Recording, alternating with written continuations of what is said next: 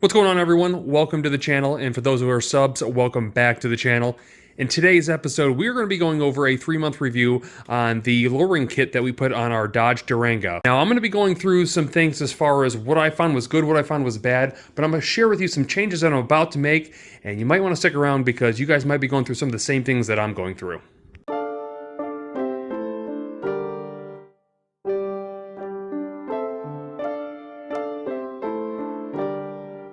Okay, so one of the first things that I want to point out is that the truck has not really held its level like it should. Now, right now, if you look at this back gap, it actually looks pretty darn good. But before I just pulled it into the garage right here, I had about that much gap. I'm not really sure why that is. I know sometimes the vehicle might not sit level, but what I have going on right now is that the back suspension is pretty much, for the most part, died in this last 3 months. I've only got maybe somewhere between 4,000 and 6,000 miles total on this kit. And the back rear suspension is completely shot. Now, when I say it's completely shot, during the holidays we did a little bit of traveling, and when you are going down the highway and you transition from, let's say, a bridge back onto the pavement, you can feel the entire car bottom out. It's just completely dead in the back. The shocks are gone. Now, keep in mind, this vehicle's only got about 43,000 miles, or 45,000, I think, now.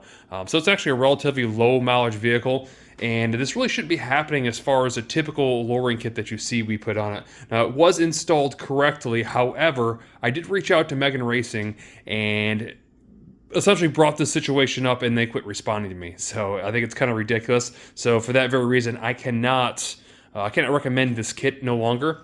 I thought it was really nice when I first got it, but you could definitely tell the rear shocks or not the rear shocks, but the rear springs are just too soft for this vehicle to be held up. Now, again, I'm going to be going over some of the things that I'm going to be changing right now, and then maybe an idea down the road of what I think would be more of a permanent solution to fix this problem. So stick around, let's jump into it.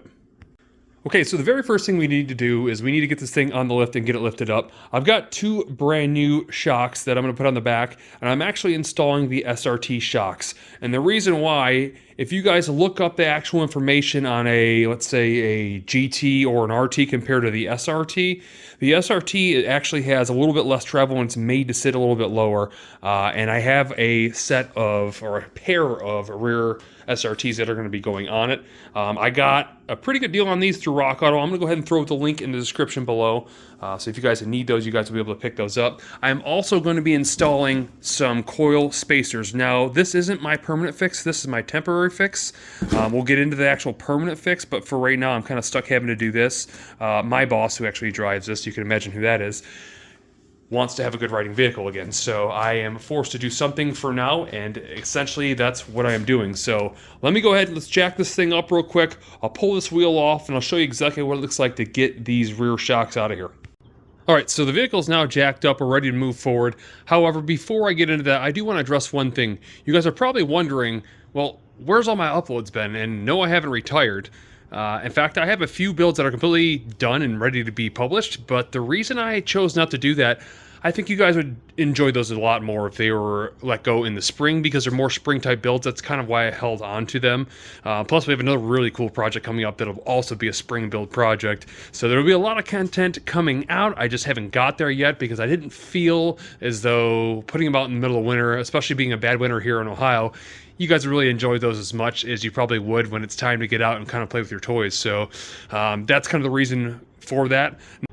Now, moving forward, one thing I do want to point out is that when we had this out on vacation and we started realizing there was kind of a problem, that was because we had 4 passengers and luggage in the back, and the back really couldn't handle that extra weight. While it wasn't that much weight, it was enough that this thing was bottoming out. And actually, if you look right there, what I was forced to do is buy some of those rubber spacers that you see sitting on the ground right there and shove them into the spring to try to get us back, because it was like a 250-mile round trip. So I didn't want any chances of destroying the actual frame with the way it was bottoming out. It was really uncomfortable, and I was also worried I was going to lose control, so that was the reason I had to do that.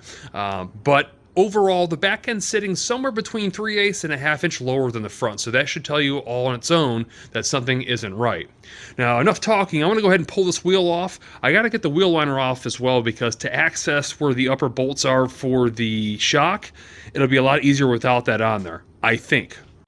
Okay, so after getting the wheel off and looking at it, I don't think I do need to take the wheel well out. I can pretty much see up inside here both the bolts that we have to get to pull this thing out, and then obviously we have our lower bolt right here. So that part really should be pretty easy.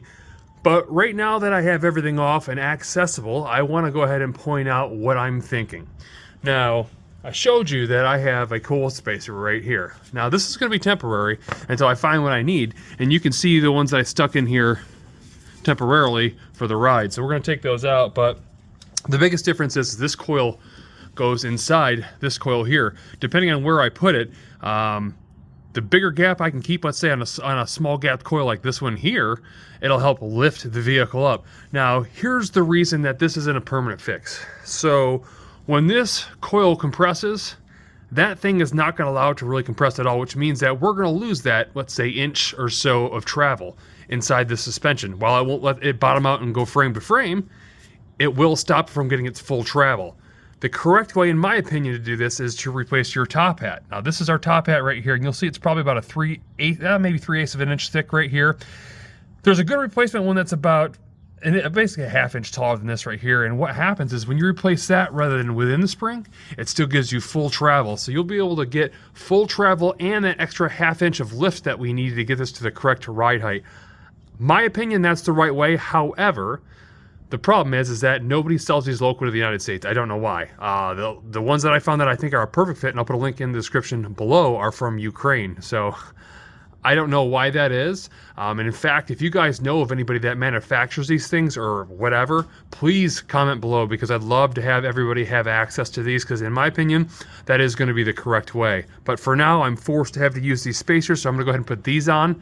I'm going to unzip the 3 bolts that we need to get these out here, and we'll get everything swapped over, and we'll see what kind of differences it is.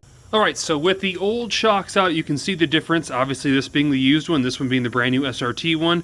Now, as crazy as it sounds, understanding the SRT is already a lowered shock. Compare it to the original. Look how much pushed or sunk in that the original is. Now, I will say there was still a little bit of rebound left, so when I pick this thing up and I push down on it, it does come back up extremely slow though. It does come up, it's just really slow. And then of course it settles and doesn't finish coming all the way back up, thus telling us our rear shocks are bad. Now, I'm gonna go ahead and throw on the new ones, and then what I wanna do is I wanna drop this thing back to the ground, and we'll look at a picture of it, and we'll see exactly what the difference is. Was it worth what I did right now? Now you'll see that the spacer is in. Pretty straightforward, again, temporary, but it should work for now.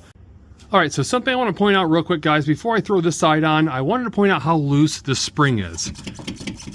It is crazy how loose it is. The other side was not like that, indicating that more than likely this spring has been compressed to the point where it's basically, there's no coming back. It's shrunk itself, and it's essentially no good at this point.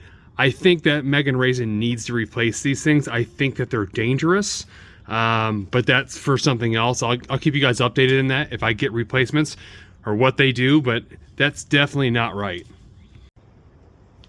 Okay, so the vehicle just got dropped down now.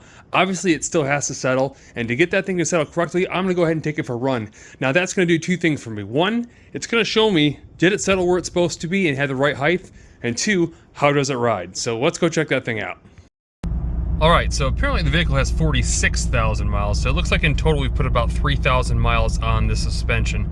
Now, I will say I've been driving down the road for about, I don't know, a mile and a half, and there's definitely a huge difference. You can definitely tell that there's not as much travel with the spring spacer being in there. However, it definitely gives it more of a sport feel, and it's surprisingly not as bumpy, so those shocks definitely made a difference. But what I'm gonna do right now is I'm gonna kind of I've been trying to go off-road for a little bit, not off-road, but like over bumps. And so I'll give you kind of an idea. And even though this won't transfer much to the phone, you can see it's pretty rough. And this thing is taking it like a champ. I mean, it's doing really a pretty darn good job overall. So that definitely tells me that the springs, well, they're really not so good, because these rubber coil spacers are doing what the springs should be doing by themselves. And so that tells me that this is a very low quality spring. With that said, I'll probably have to go back to the original video and remove that link to those, because they're obviously no good. And I can't have you guys putting these things in your vehicle having an outcome like this. So overall, the ride quality right now, I cannot complain. It's got some get up and go for a V6. It does have a transmission tune. So it moves pretty good. It's got a cold air intake, all that's tuned into it, and then obviously I have tuned out the auto start stop because it's stupid. Everybody has their own opinions on that, but overall I'm pretty happy with the overall ride quality of it. Now it's time to pull over and take a look at how it's sitting. All right, guys, and there we go. If you look from front to rear, the gap is almost identical. I can't tell from back here, but it looks like it's about 3/4 of an inch, 5/8 maybe, somewhere right around there. But that's exactly what the vehicle looked like when I first lowered it, and that's what the springs should still be sitting at, but they're not. So with that said, again, I cannot recommend the Magnet Racing coilovers, or I'm sorry, coils, the lowering coils. Do not buy them. I will go ahead and change the link in the description for the original video.